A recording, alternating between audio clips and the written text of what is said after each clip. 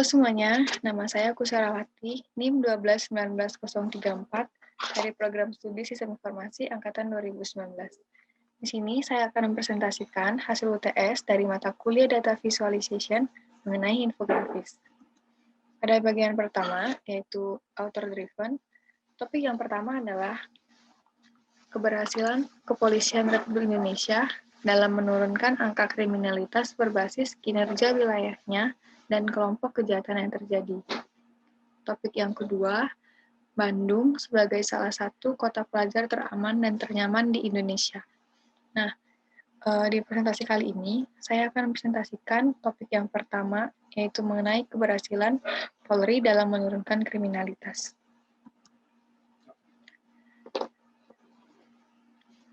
Di bagian atas tengah, merupakan judul, yaitu keberhasilan Polri dalam menurunkan kriminalitas. Lalu di bawahnya ada definisi apa itu kriminalitas.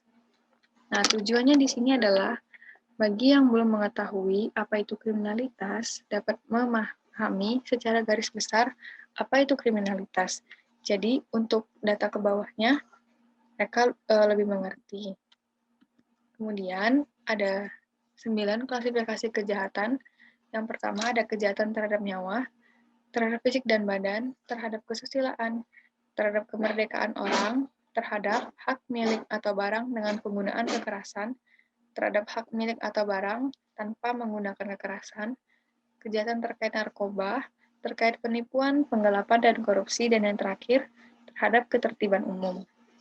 Nah, setelah itu kita lihat ada grafik diagram batang mengenai penurunan kejadian beberapa kejahatan selama tahun 2016 sampai 2018.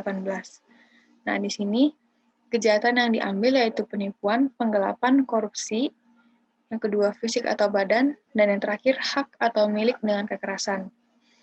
Pada grafik ini menunjukkan angka penurunan di setiap klasifikasi kejahatannya pada tahun 2016 sampai 2018.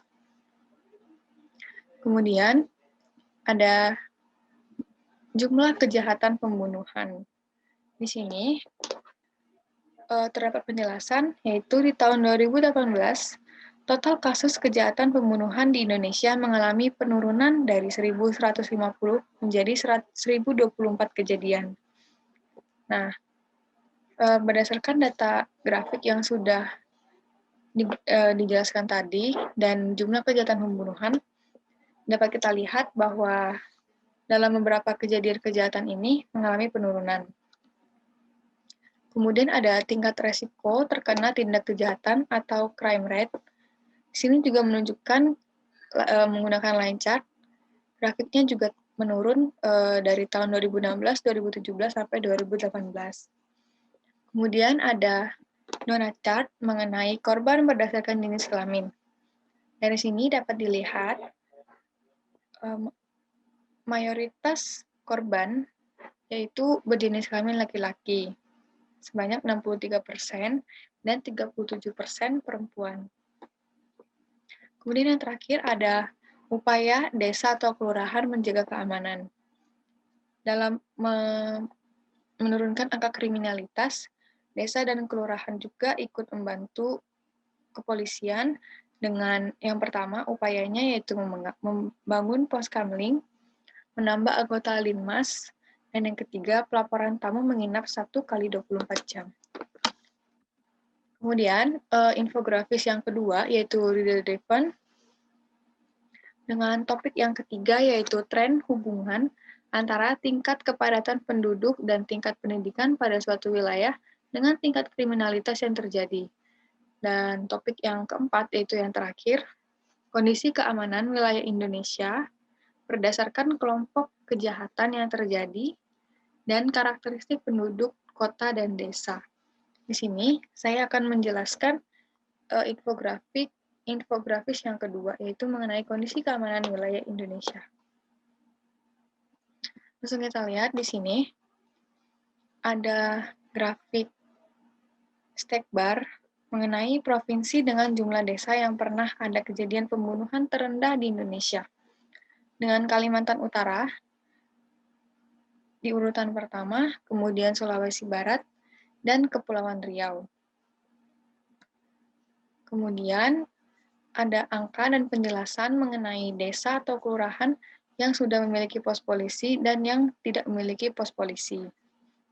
Di sini kita bisa lihat bahwa yang sudah memiliki pos polisi yaitu sebanyak 9.759 desa atau kelurahan, dan yang tidak memiliki pos polisi sebanyak 74.172.